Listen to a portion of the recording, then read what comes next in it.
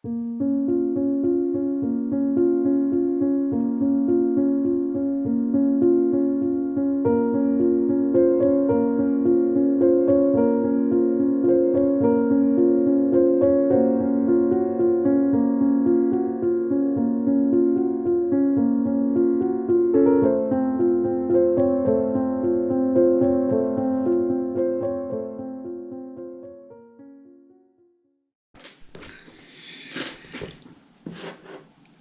guys, my name's John, and look, I thought I'd talk a little bit about my experience with panic attacks.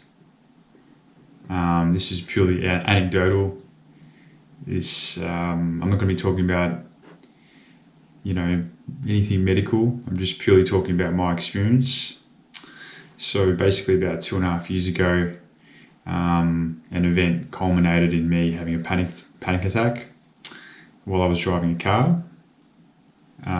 Over the years, I'd experienced symptoms, but in this particular event, it culminated in the ambulance attending and my colleague being very, very worried. So let's cut to the chase. So the story basically is that I had a particularly busy day at work, and I was smashing the coffees. I had about 3 coffees. I hadn't had any food for that particular day. I had meetings back to back, and I had to go see a supplier or a potential supplier across the city, which was about an hour's drive.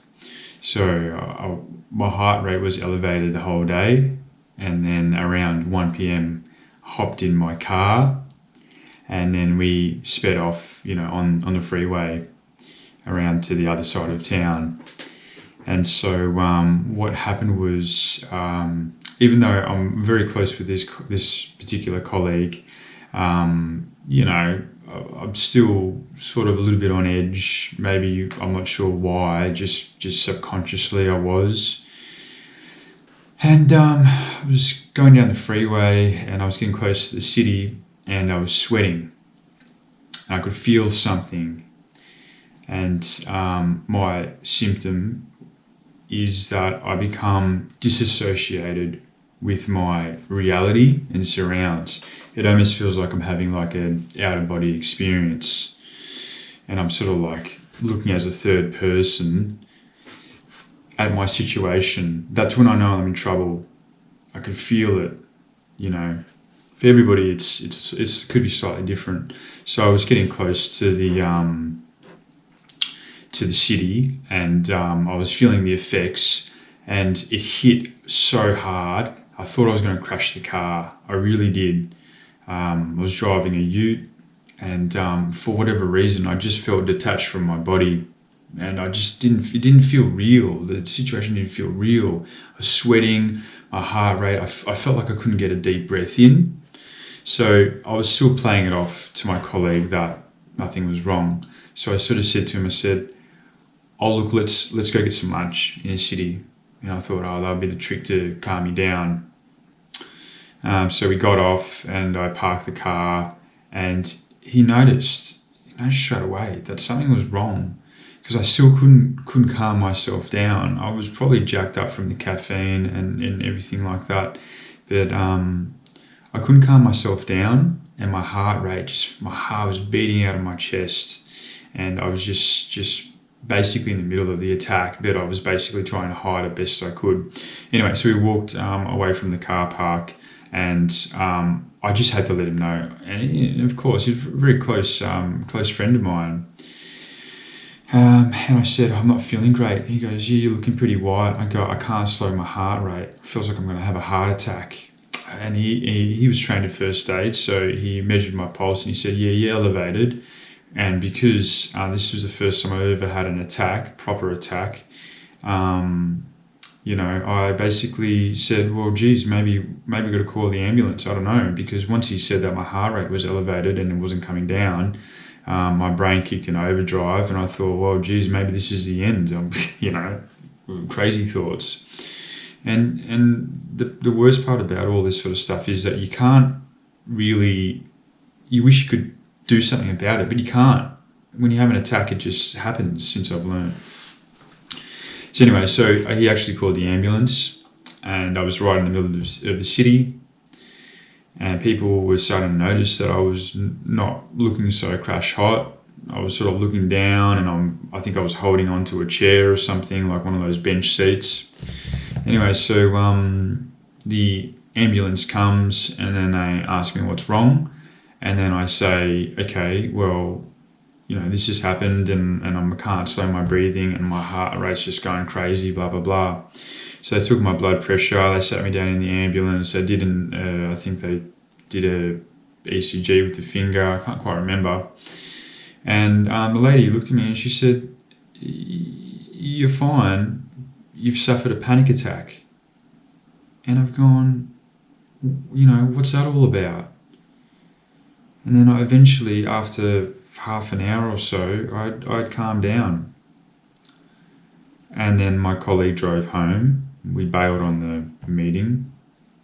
And I've never gone to their place of work because it gives me bad juju. Anyway, so he drove home, and then he later told me that he cried because he saw me in distress. So that really wasn't good. But what culminated in all of that, to that event, was that I was dealing with a lot of stress with work. I was trying to do everything, working crazy hours.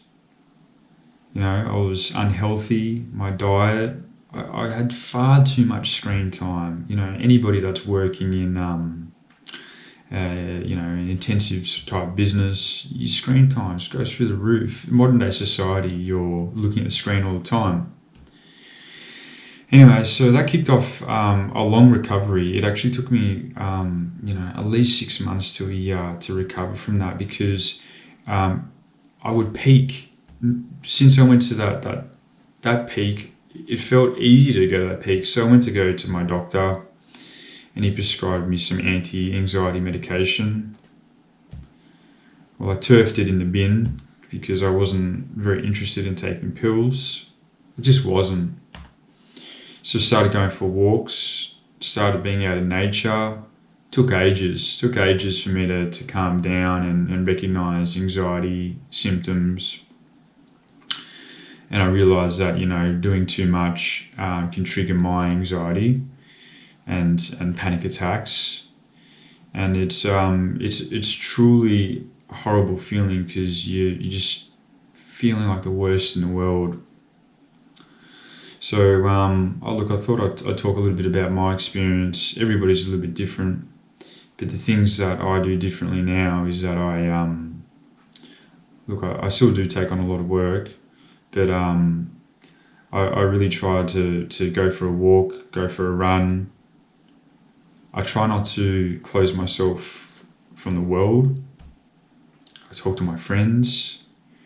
One thing that helped me sort of recover was that I reintroduced going out in public. So what I did was I organised trips away on the weekends where I would get used to being around people again, because I avoided the city. I avoided that place where I had a panic attack. So eventually I started getting used to being around people again, and then I could slow my heart rate, and a lot of breathing exercises helped, eating healthy, just being in tune with your body, which is really, really big, because I was the type of person that didn't really think mental illness or an episode really existed. In fact, I treated it really like as a joke. Thought, burnout, fucking, big deal. Sure, it's going to happen. It's going to happen, if I actually work hard, blah, blah, blah. So, look, I'm better now. I haven't had it. I haven't had another panic attack. I definitely feel effects coming on. You feel like you can't get a full breath in, and then you try to really get it in, like get the breath in, and then one will be satisfying, and the next one won't be satisfying for whatever reason. So, you can feel it. You can feel it come on. So I'm always watching. It wasn't the first time I had tingles actually. I was in the car driving with somebody else that I didn't know that well, and I felt like they were judging me how I was driving or something, and I was like really like trying to like be real tense. Gave me a tension headache, like really just yeah. And I don't know why I was focusing so hard for what exactly, And I could feel the tingles. I could feel it. And so we stopped to go to the toilet because we were out in the countryside because we were going to a show, like a field day. And then, we stopped and it went away. And I thought, oh, strange. Okay. Well, I felt tingly and felt like disassociated with my surroundings, but strange. And then it was that fateful day that, something actually happened. And I honestly felt like I was going to crash the car and I just got off as soon as I could. But anyway, guys, look, I hope sharing my story, you guys can maybe relate to something that's happened to yourself. But it's not a nice feeling, But we're through it now. But yeah, thanks for watching. Appreciate it.